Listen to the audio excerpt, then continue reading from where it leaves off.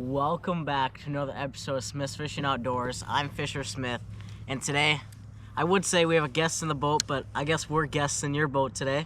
We're with Rich, and today we're going to be talking about dive and rise baits, and I actually got a chance to throw some of these dive and rise baits today, and they are so sweet. And different. Different, yes. Some of the baits, a lot of them, sure, you have the same cadence, but they all have a little different action, different size, different profile, different colors. I think the biggest problem, people walk into a store, they go to the Musky Expo, and they look at all these baits and they go, they all do the same thing. They don't all do the same thing. Some are shallower, some run shallower, Right. Some run deeper. Some have a slower death pause. And some even go down vertical. Right. And they're also going to be able to see some baits that they're not even aware they're on the market. So, I mean, that they're out there. People, have been set in their ways as to what they're using, but there's some other baits that might just do the job a little bit better. I think we should start off with the first bait. Yep, this is going to be one that's... What do we have here, Rich? This bait here is a custom bait. It's made by a man by the name of Steve Bates. He's out of Minnesota. It does have a slight suick type profile, but it's got the curly tail in the back. This bait here has got if you're running it quick, with real subtle, pulls, the bait has a tendency to stay shallow. So let's say we're fishing an area where there's a lot of vegetation, or just under the surface. This is a perfect bait for that situation. So, we got it. See, the hooks are sharp.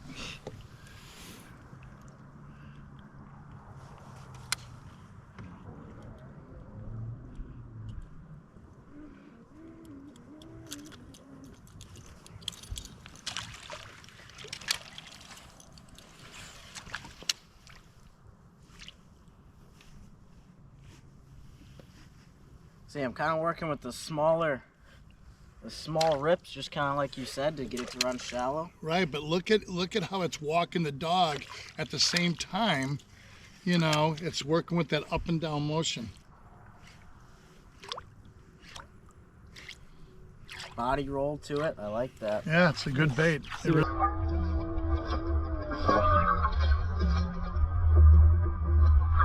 You weren't lying about you being able to work this above some weeds, and still a dive and rise bait. Yeah. Still gonna get a reaction. But it's also got that walk the dog. And I think when a fish is down in the vegetation and it's got that walk the dog and that roll and it's up and down, I think that draws, those fish can pick up on the sound and vibration of that bait coming through the water. If you notice, that bait's wider, okay? So it's pushing more water and it brings fish up, and they do like that bait. All right. What do we have next? This next bait is made by a guy up in Eagle River. His name is Nick Ambrose, and basically he calls that bait a hammer. I think he calls it a hammer jerk, but it's a hammer. It's easy for me to remember. But look at the quality of that bait. It's tremendous. Gorgeous color. Yeah, he's definitely a great painter. Again, it's got that up and down motion. You can change the weights in the bait. Notice, he tees his hooks, and he actually shrink wraps them. He doesn't want the hooks to damage, his paint job. He's pretty meticulous. It's a really good bait. The guys that are aware of this bait, they're catching a lot of fish on it, and they kind of keep it on the quiet side. All right.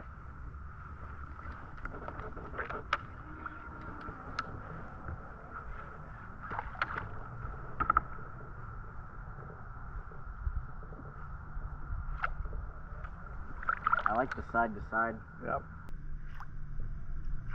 Shorter.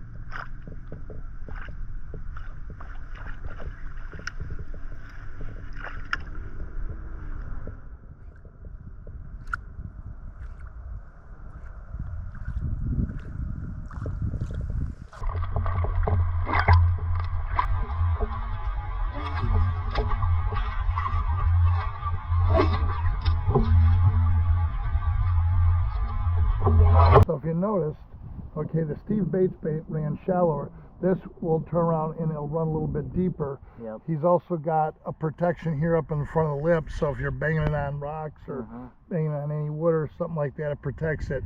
But you know, it had a very similar action, side to side, up and down.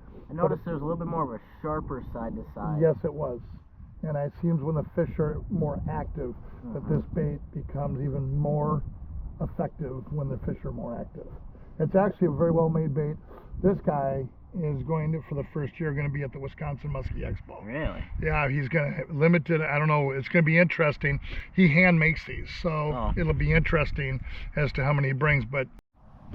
Okay, so right here, what is this, Rich? Let me tell you something. Definitely never seen one of these before. Yeah, let me tell you, of any dive and rise bait on the marketplace today, I've caught more fish on a suick than any dive and rise I've ever used. They've been around for 4 generations. They don't need any introductions.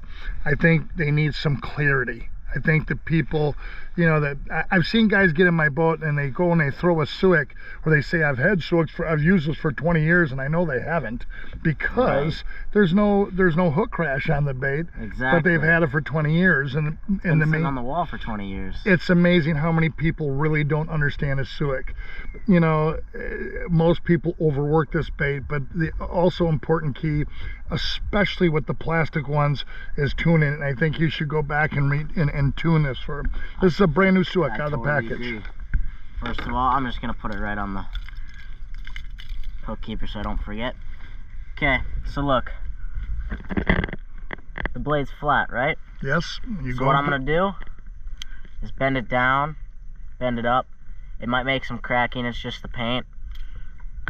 And I'm just kind of working in that blade. You ever notice when you catch a fish on a suick, the bait runs better? Yes, it does. Just like bucktails. And you notice how the blade usually gets bent too. That's right. So you're working in that blade until it kind of gets a little bit of a kink in it. And then I like to... Okay, it's this corner needs up to flatten it up. There you go. There we go. go. Good, man. Make sure it's flat. And I kind of... Just a little bit of just a slight little angle with the plastic suicks. Not really a whole lot. It doesn't, a little goes a long way with a suick. If you go too far down, it's just not gonna work right.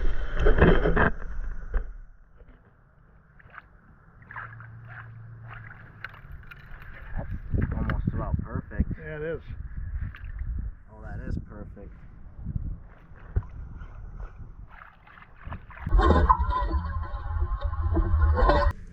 So that's probably the easiest and shortest suick tuning that I've ever seen on the YouTube market or anything. Yeah, you know, you don't have to overdo it. It's not super complicated. No. Musky fishermen, you know what I noticed today in the musky world today? People are overthinking this whole thing. Right. If you want to be successful, if you want to really get down to it, yes, weather plays a very important factor in musky fishing. You know, your location of where you're fishing. Of course, the bait you're going to choose to fish those locations. But after that, it's all time on the water. The more hours you put on the water, you know, the more you're going to locate fish. And in turn, you're going to put fish in the boat. Guys are making this way too hard. Way too hard. Okay. I'm almost positive this bait's older than I am. It is. Actually, I'll be honest with you. If you look, this is a bobby bait. Yeah. And a bobby bait, like a suick, has been around for a very long time. This particular bait, if you'll notice, is the old rainbow color. Okay. Now, I've had 3 of those, and I've worn out 2 of the 3. And I'm a little more cautious as to how much I throw this one. Down to your 3rd. And this is it. You know, it's funny because I'm in my 60s now, and we're down to the, you know, the wire with, you know, my day. I'm on the back half of musky fishing, and you're on the beginning part. Front half. But here's something I noticed. You notice there's a little bit something different about that bait. This is an old bobby bait. This was made by Bob Vandervelden. But you'll notice that we tapped it and we actually put the weights in. What happens with bobby baits a lot of times, again, they usually don't have any control over the wood. So what happens is a lot of guys will get frustrated. They'll get rid of the bait. They'll sell it on marketplace. But in a case of a bobby bait or any other bait, a lot of times you can weight these baits, Right. and you can get the action you want out of the bait just by weighting them. A lot of guys talk about musky fishing tips and tricks. You talk about stuff like this, but nobody ever does it. You know, this bait is weighted. It's weighted perfectly. This bait is going to suspend. It's going to walk from side to side with an up and down motion, which we have a tendency to use in cooler, water, or in fall conditions. Especially that death pause. So. Yeah, exactly. Okay, got it? Yep. Okay.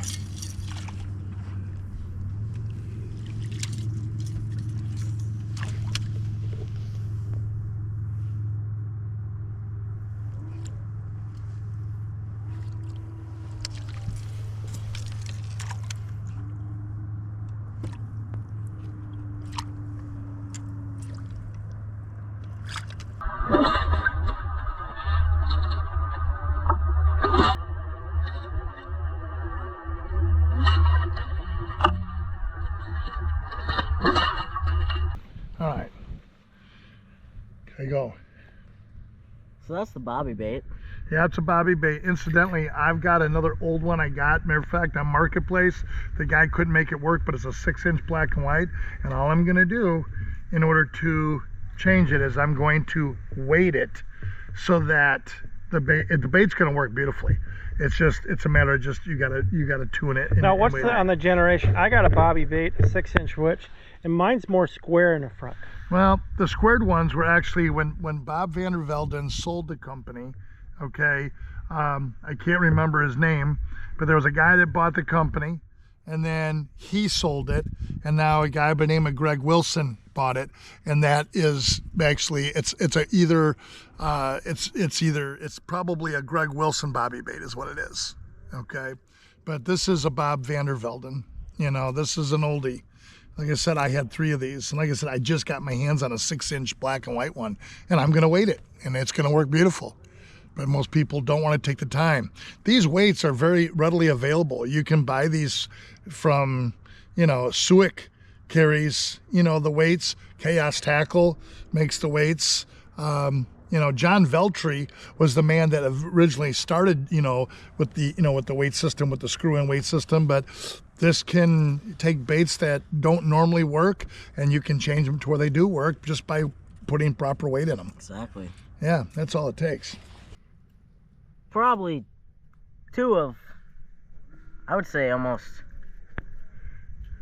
super popular dive and rise baits is the Kodiak Navin by Chaos Tackle. 8-incher and the 10-incher. 10-incher's been through some stuff. Yeah, I see that. And what I see is we were talking about the suick in the bobby bait, but I would say in recent times, modern times, okay, it's hard to believe that I think that way, okay.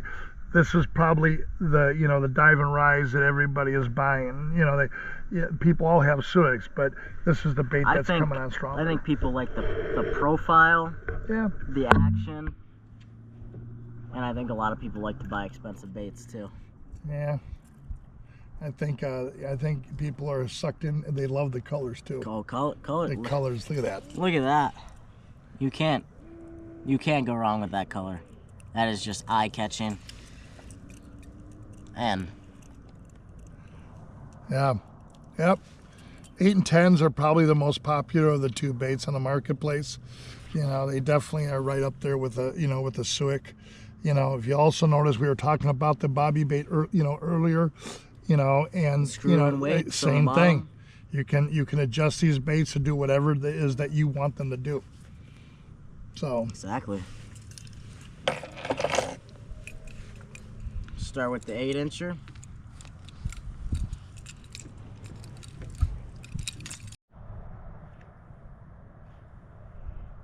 Might have to. She's walking.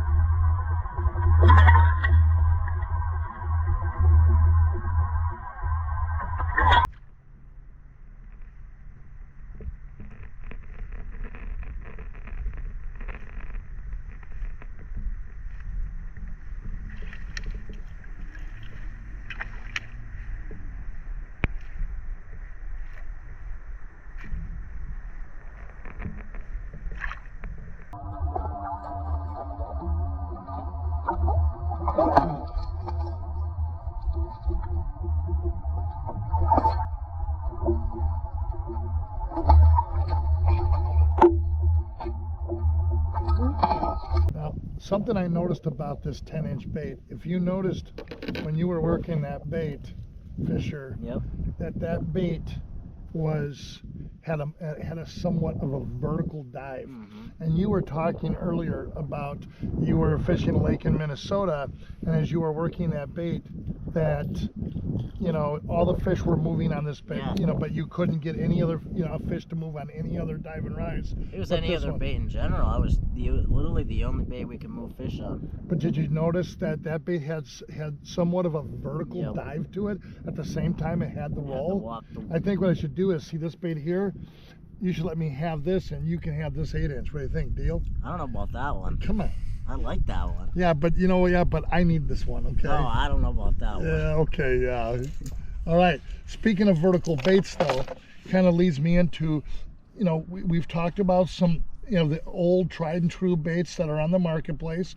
We've talked about some of the new modern baits that people aren't even aware of. And of course, we also talked about the chaos. But this is a bait that nobody's really even seen yet.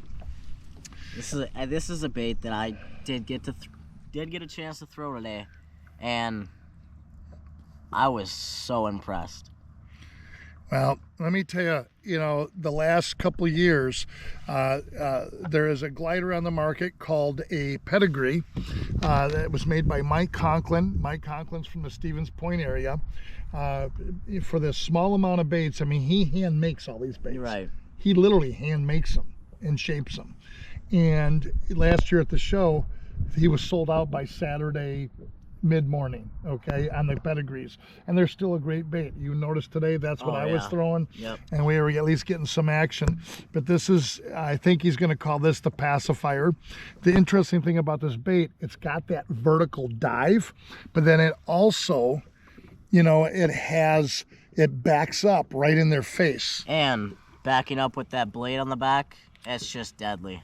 Also, this is a prototype. As you can see, there's some teeth marks on it. We've caught some fish on it.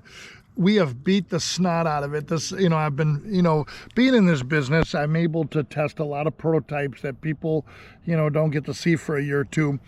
I can tell you the amount of hours I've put on this, and this lip is holding, true.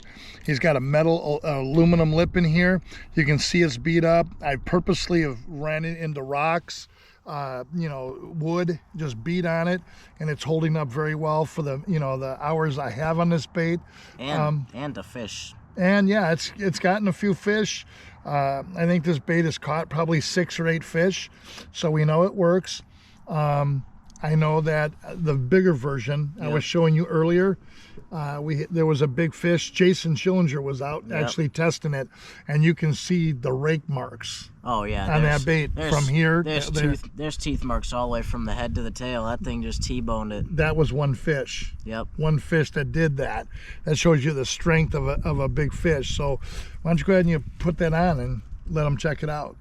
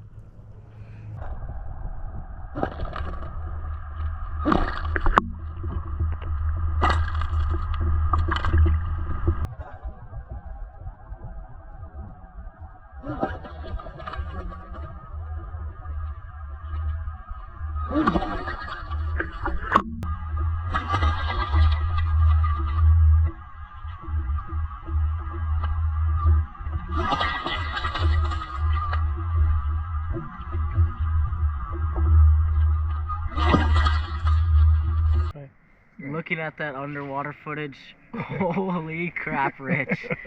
Did you hear the sound that it was making? You could hear the blade sound. I know you guys heard it, but that was, oh my goodness. Here's the thing. That'll make you shiver. Yeah, you know what? I can tell you the fish, when they eat this, I mean, there's only a handful of these out. I mean, there's about 10 guys that have these things. That have been testing them, for the last 2 years. That's one thing about Mike Conklin. He doesn't put anything out unless it's fully tested and the bait is actually catching fish. I don't know how many of these he's going to have at the Wisconsin Musky Expo. You know, you know, I mean, like I said, he hand makes these things, and it's not an easy bait for him to make. Like he does the pedigree and the glitch that he makes in the gliders, but there's going to be some there. But you've heard, you saw. That was impressive. I know. Fisher told me, he goes, Rich, I got to have this. I said, I can't. It's a prototype, you know, and Mike needs it for, you know, but I'm sure we can talk to him and we'll probably be able to get you one or two of these, okay? All right. So. This is the last small dive and rise that we have for size-wise. Well, this is interesting. This bait here, it's called a maul. It's, you know. Small maul. Yeah, it's a small maul. He makes a series of baits. His name is Alan. He's from here local. It's kind of a quiet bait. You would think it's a glider, and he does make gliders, but this is his dive and rise. Interesting thing that he actually colors the front, but he also has like a rubberized finish so that it doesn't get abused and beat up. You know, feel it? Oh yeah. Yeah. So it's got a nice action to it. The interesting thing, he makes his own weight system also, and then you'll notice how he actually, you know, he actually takes and he bevels out the hole to where the weight sits inside, so it's not sticking out, you know. So it's flush. Yeah, it actually really has a great action, and we're gonna go ahead and let you go ahead. I really like that white head, so you can watch it the entire way in. That's exactly it. And you just wait for that white mouth to just. I know you said you liked what it did. If you want to take that one, I'll let you have that one if you want to.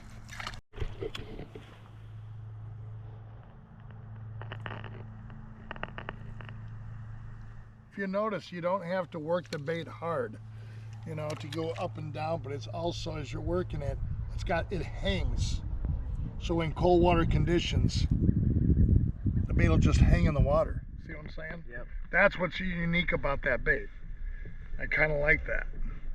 Especially in cooler water conditions in late spring, also in the fall.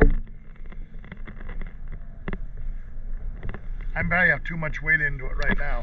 I've been adjusting.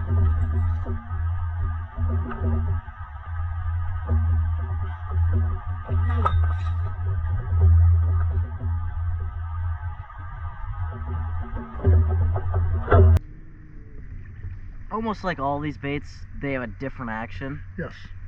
And that's probably why dive and rise baits are so versatile. Well, here's the thing about this bait that, you know, what attracted me to this bait in the first place is if you take like that, you know, that springtime period, you know, in the fall period, notice how this bait hangs in the water. It has up and down, and it does have a side to side, but it also just hangs in the water. Now, I've noticed with that when you were working it, I've been playing with this weight system. I probably have a little bit too much weight, you know, in there right now, but you know, the next weight, the lesser weight that he has would show that, and it would just hang in the water. And that's the unique thing about the bait. It's things like that is what I look for, because these are nothing more than tools, and they should be used according, you know, to, you know, the conditions you're fishing. I said we were almost done with the small baits. This isn't small. No. Frank and Suick. Rich, I don't know if you'll be throwing these all day. Well, no, actually, these Frankensuicks are not bad. You know, a lot of people, you know, look at this bait, and you know, the first thing they look at is like, holy moly, look at the size of this bait. One thing about a suick, whether it's a 9-inch or 10-inch or 12-inch or this Frankensuick, it's really not that heavy. Right. It's not a heavy bait to throw. Made out of wood. It's just made out of wood, and this bait does work well in late fall. If you're fishing a lake that's got a low population of fish in it, and they're you know, or a forage base that is bigger than normal, this would be a bait that you'd want to throw. If you'll notice also on the Suick, not only does it have the weight system here, but he also has two other beveled areas out and to attach. You can change the size of those weights however you want. You can change this to make that bait do whatever it is you want. a lot of musky fishermen talk about how they tinker. I'm finding out more and more musky fishermen don't tinker. They don't play with their baits. They want to be able to take it out of the package. They want to be able to throw the bait, and they want it cast ready. Well, in the real world of musky fishing, at least what I came from, we love to tinker and we love to get the most out of a bait that we can. So actually, I love to tinker. So do I. Yes, I noticed that. For a young guy, you do definitely like to tinker with stuff.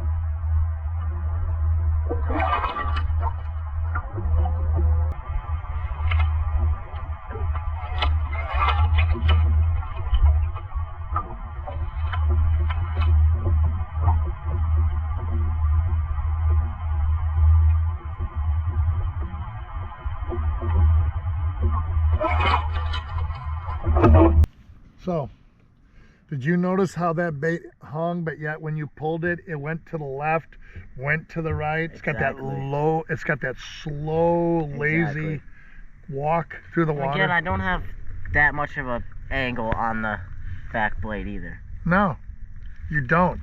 It doesn't take a lot, you know, to make a suick work. I mean, I think the biggest problem with the suick is most people are trying to jerk the bait and not pull the bait. Exactly. It's really a pull bait is what it is. And again, this bait has been around for 4 generations. They make every size. They make weighted, unweighted, plastic. Again, you know, a lot of people are, I don't like the plastic. Try it, fish it. It actually, as the older I get, tune it. I actually, as I get older, you know, I think your dad's the same way. I think a lot of guys we're really loving the plastic. We're loving the plastic baits. There's nothing wrong with wood. The unweighted baits work over the top of vegetation. You know, the plastic run a little bit deeper, but you know, you can't hardly beat a suick. They've stood the test of time. Right here, we have a dying dog. Yes. This does happen to be a Team Rhino color. Beautiful color. It is beautiful. A lot of contrast in that bait. I think I'd throw this pretty much everywhere. You know what? A lot of people, they look at this bait and again, same thing. You know, this bait seems to be what I would call the October bait. Right. You know, and I was after Brad to make a smaller one, but you know what? Same thing with the big Frankensuick. It's not that heavy of a bait. No. And the interesting thing, when you watch it coming through the water, you know, it doesn't look like much, but when you see the side view, that tail is whiplashing when it's coming through the water. This is definitely, I think, a bait that in colder water conditions, I'm sure it works in other conditions, but it seems to be we've seen it on days where nothing's going on, and all of a sudden, boom, they just click on that bait right there. Yeah. I don't know if it's a different action, something they don't see a lot, but it works. Yep, it does work. I think Greg Thomas is the one that designed this bait, if I'm not mistaken. But you know what? Brad got behind him and made this bait, and it actually is great in the water.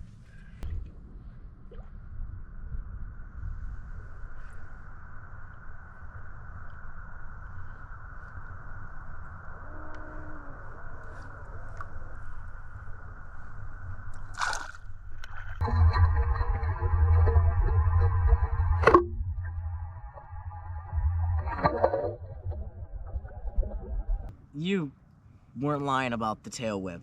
Yes. No, you know what, listen, you know, Brad Rue, Musky Innovations, has been around a long time. None of his baits that he makes, you know, he's got winners in everything he ever makes.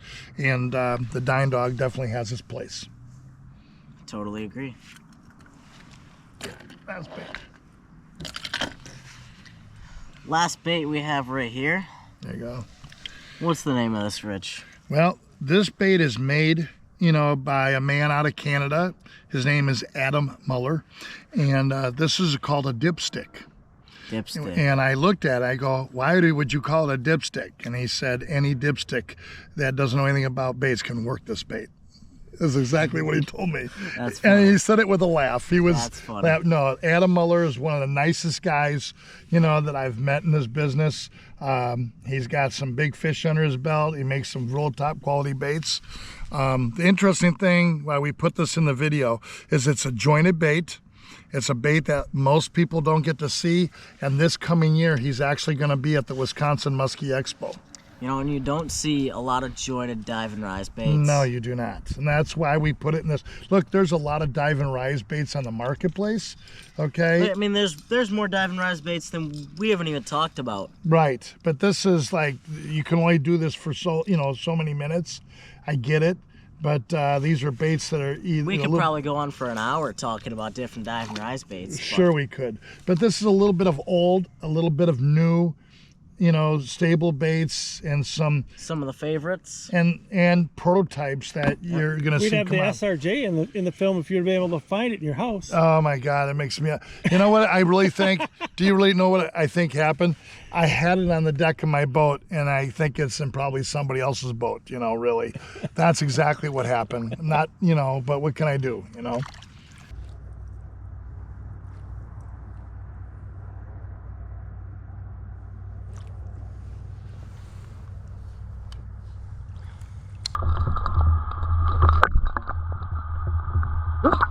Well, that was the last bait Well, of our list. Obviously, we could have put more baits in.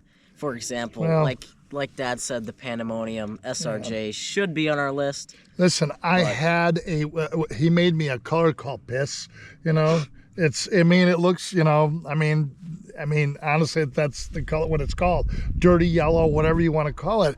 But the SRJ is a very proven dive and rise bait. It's a bait that works in up and down motion but hangs. They're also at the Wisconsin Musky Expo, but the deal is it's a great bait and it's proven himself. Jeff Van Remortel uses them all the time and caught a tremendous amount of fish on them. I wish I just had the one here.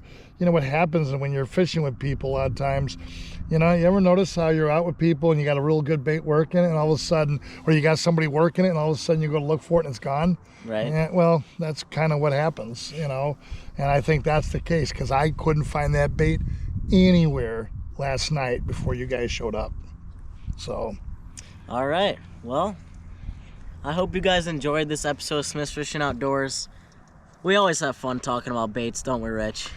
Yes, there's an awful lot of them, and listen, you can never have, it's impossible to have, too many musky baits. Impossible. Said by every musky fisherman ever. That's right. There you go. Good. If you guys like this video, please hit the like, subscribe button, and we'll see you on the next adventure.